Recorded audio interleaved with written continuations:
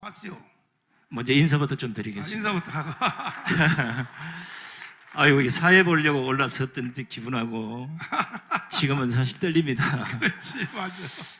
사실 삶과 죽음의 차이가 하루가 아닌 반나절 아닌 30분 내에도 결정이 될 수 있다는 거 체험을 했던 사람으로서 저를 이렇게 세워서 여기까지 인도하신 하나님께 먼저 감사를 드리고요.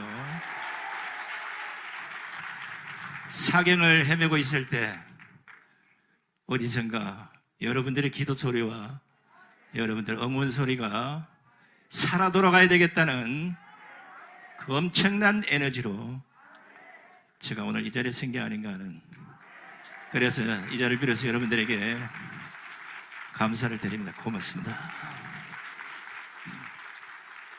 그래서 내가 이제 코로나가 왔다는 말을 듣고 내가 전화를 했어요. 이제 교수님한테 전화를 했더니 음성 자체가 벌써 골로 가게 생겼어. 귀찮다 갈락갈락 그래서 내가 난리를 쳤어요. 빨리 병원으로 가고, 아니 병원에서 안 받았는데 하도 사람들이 환자가 많아서 빨리 일반 택시 타고 서울대 그 의과대학 그 서울대 병원으로 그냥 응급실로 몰고 들어가라고. 몰고 들어가면 응급실에 법상 못 쫓아내게 돼 있어. 자기 병원에 온 사람은 대책을 세우게 돼 있으니까 빨리 하라고 내가 막 여기 비서한테도 막 소리를 치고 난리를 쳤더니, 그래서 이제 서울대 병원에 갔어. 이제 가니까 서울대 병원은 포화 상태지. 사람들이 다 있으니까. 그래서 응급 조치하고 인천병원으로 이제 다시 이송을 해서 살았는데, 완전히 이제 사실은 거의 이제 갔거든요. 거의 생명을 포기할 단계인데 이 영적 체험이 일어난 거야. 자, 거기에 대해서 말씀 한번 해주시고.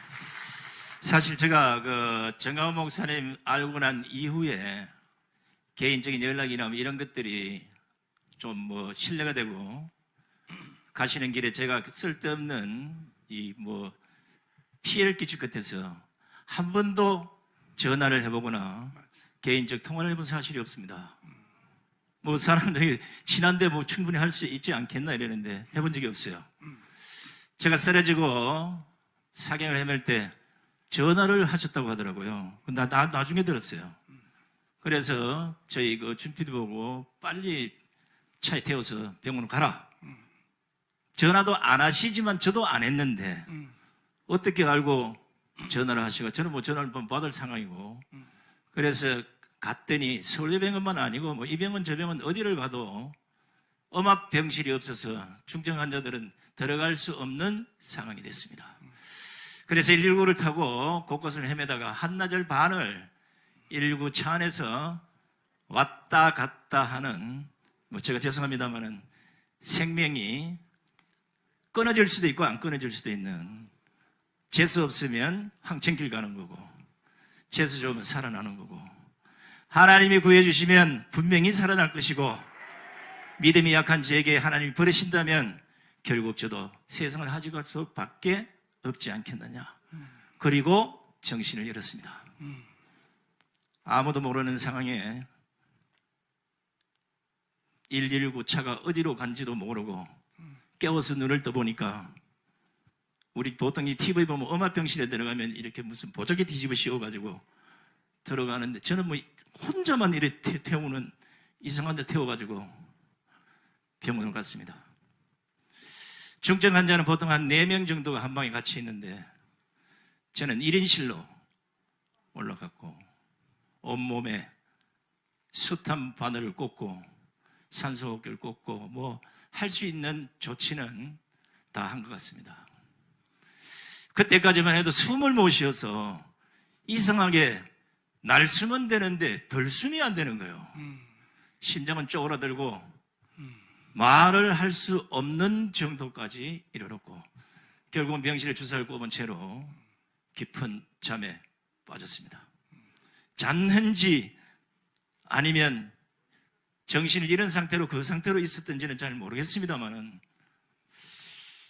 모르겠습니다. 앞으로 살아가면서 이런 체험을 또 할지는 모르겠지만, 제가 여기 계시는 분들에게 아마 제가 제일 믿음이 약한 사람으로 저는 저 스스로를 회개하고 있습니다.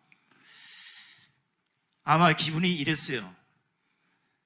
미지근한 따뜻한 목욕탕에 발을 담그고 서서히 빠져들어가서 거기에 푹 젖어 들어가는 그런 느낌으로 꿈을 꾸듯이 시간이 한참 지났습니다. 꿈인지 현실인지 현몽인지 아니면 하나님이 가시는 길을 지금 보고 계시는지는 모르겠습니다만은 제가 어느 비탈진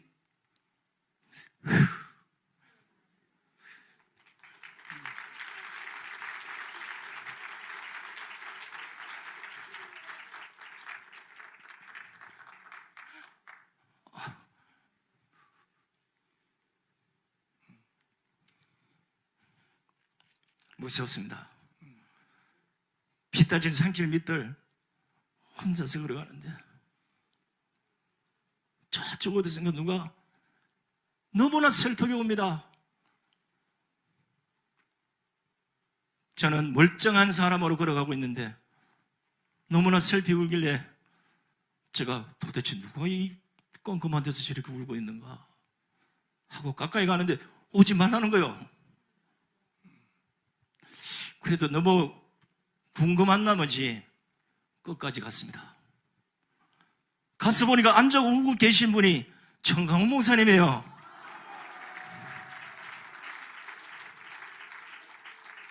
아픈 제가 아니라 멀쩡한 제가 울고 계신 목사님을 껴안고 왜 여기서 울고 계시냐고 이러시면 안 됩니다 목사님 이랬더니 아마 얼마나 울었길래 눈을 뜨고 보니까 한자복이 다쳐졌더라고요. 겁이 났습니다. 야, 이게 무슨 일인지 처음 경험해본 일이고 내가 방금 전에 황천길로 가다가 되돌아온 게 아닌가 맞죠. 이 생각을 하고 이게 여기서 도저히 못 살아날 수도 있겠구나. 아니 내가 이러면 안 되는데 강화문 광장 가서 아직도 목소리 지를 일이 수턱이 남아있는데 이거 아닌데 그래서 혼자서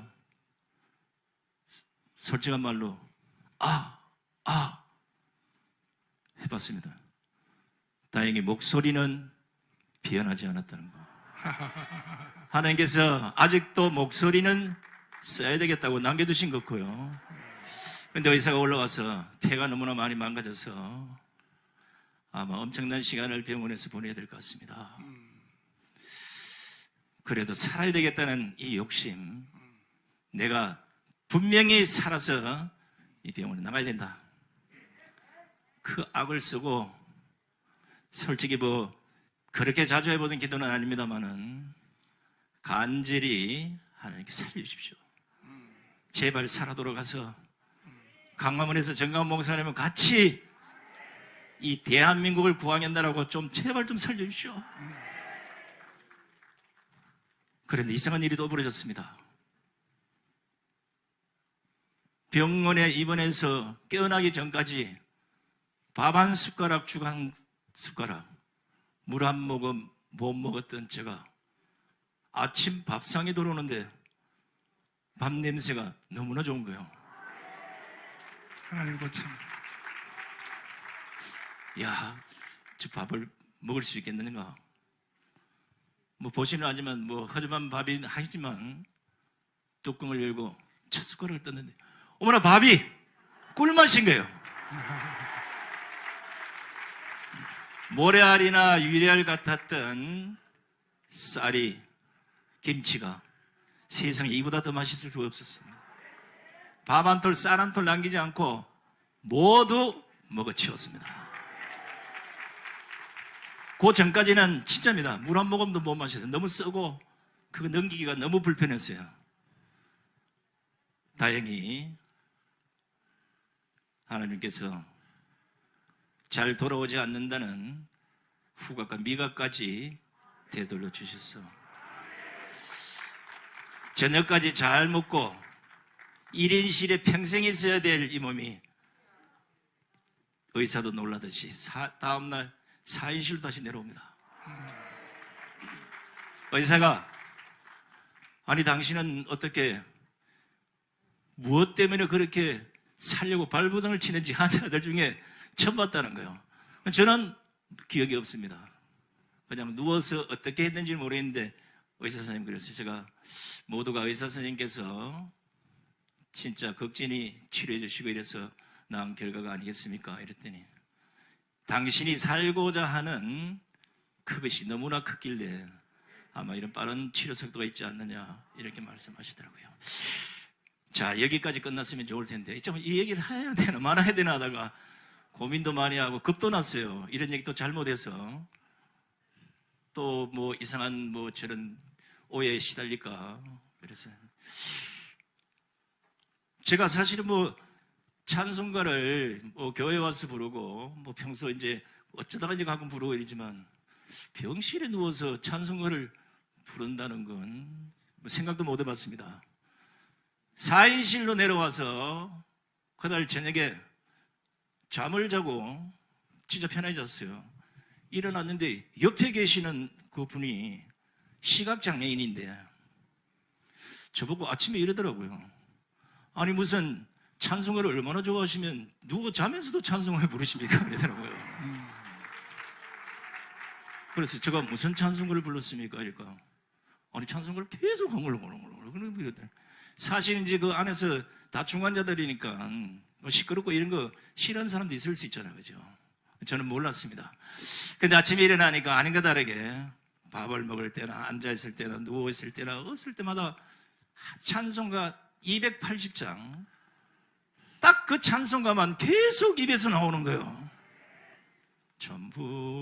전부였지없어서 손 들고 옵니다. 가만히 있어도 또 나오고 가만히 있어도 또 나오고 가만히 있어도. 이건 또 무슨 그 찬송가가 또 나오려면 뭐 여러 개가 있는데 왜 280장만 이렇게 부르도록 하는가 고민을 했습니다. 이거 뭔가는 나에게 좋은 기운이 오고 있구나. 그래서 혹시나 겁이 나서 나에게 온 이 복이 하나님 주신 은혜가 갑자기 또 달아날 것 같은 이 두려움 때문에 목사님에게 문자를 보냈습니다.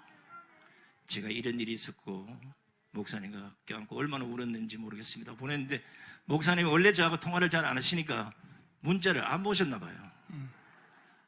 어제 말씀하니까 이제 그때서 이제 그러냐고 하더라고요. 그래서 이제 솔직한 얘기로 한 45일 정도 예상했던 병원이 13일 만에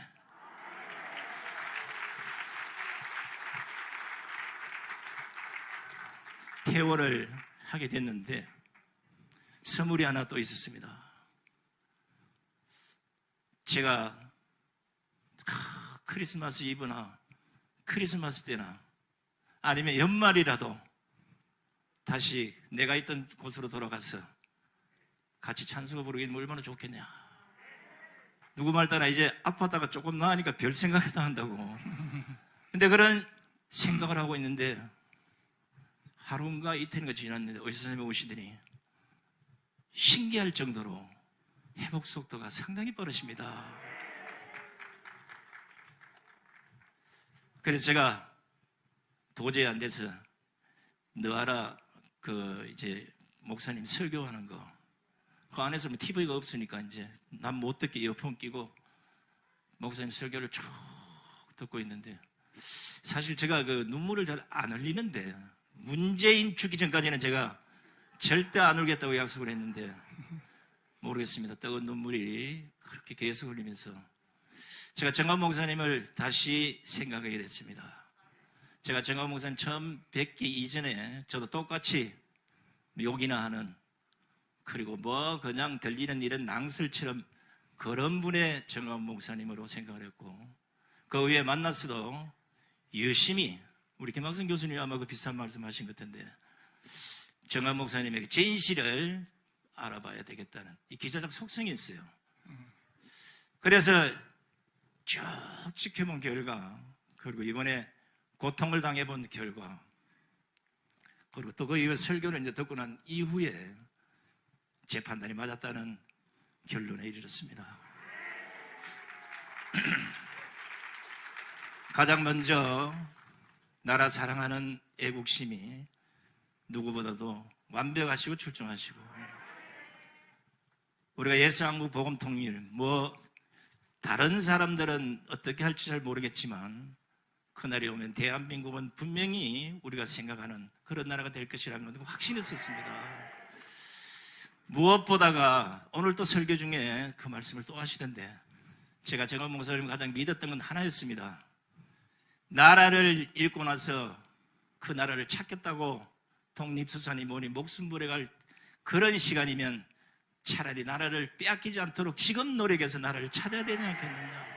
그런데 오늘 이스라엘에, 아까 바벨론에 우리 노래도 들었습니다만, 그렇게 70년 세월을 그렇게 고통받고 다시 되도록 안 들고 하겠습니까? 있는 나라 제대로 지키는 게 맞다. 오늘 이제 이 설교를 들으면서, 그래, 판단을 잘했구나. 내가 아무도 이렇게 아는 사람이 별로 없는 어떤 다른 교회 가서 혼자 울고 기도한들, 물론 거기다 장소나 관계 없다고는 좀 봐요. 그런데 나라 사랑하는 애국심이 출중한 성도들과 한껏 기운을 같이 하고 그걸 앞서 이끌고 가시는 지도자 우리 정원 목사님을 우리가 뒤에서 똑같은 생각으로 밀고 간다면 분명히 대한민국은 본래의 모습으로 돌아가리라 확신합니다.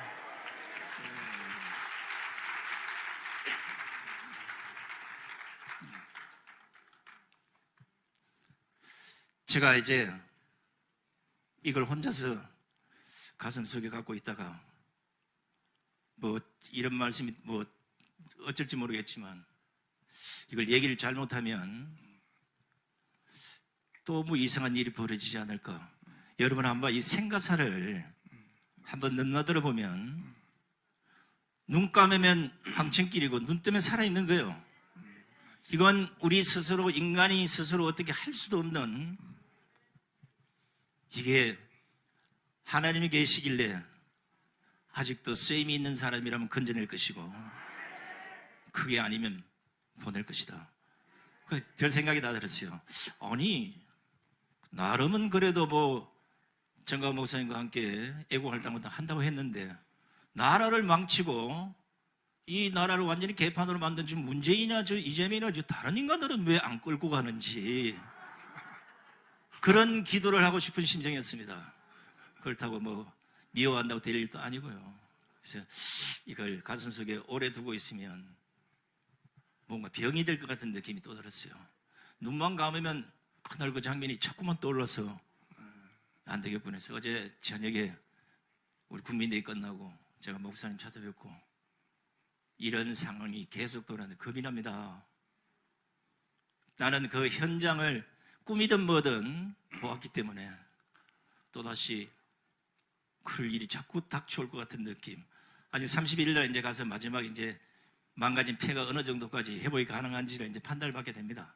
그날도 아마 하나님이 제게 은혜를 베푸셔서 완치가 됐으면 좋겠지만 그렇게 될 거라고 확신합니다.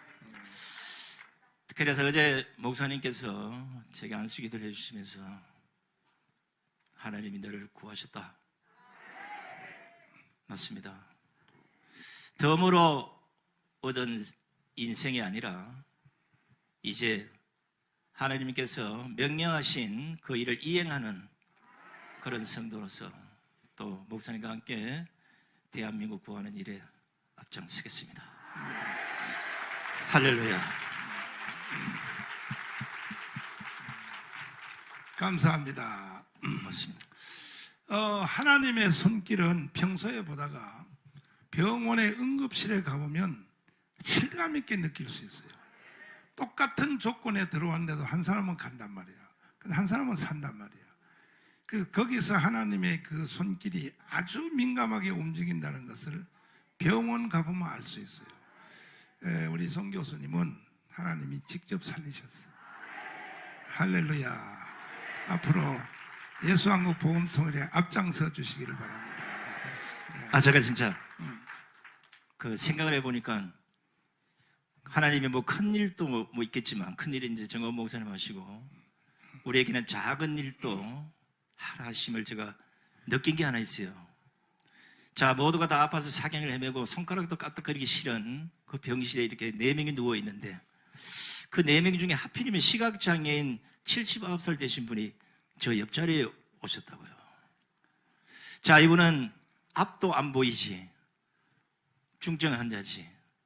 그런데 저도 만약에 깨어나지 못해서 그 상태로 있으면 아마 그것도 못 도와드릴 텐데 깨어나 앉아 있으면서 그분을 보니까 아, 내가 저분을 도와드려야 되겠구나. 그래서 화장실 갈 때도 이렇게 같이 해주시고 밥 먹고 나면 그 밥그릇 다 덮어서 이렇게 다 하시고 뭐 이렇게 했는데 뿌듯했습니다. 그 작은 공간 안에서도 하나님이 시킨 대로 그런 남에게 사랑을 베풀 수 있다는 거 그걸 직접 체험하고 돌아왔습니다.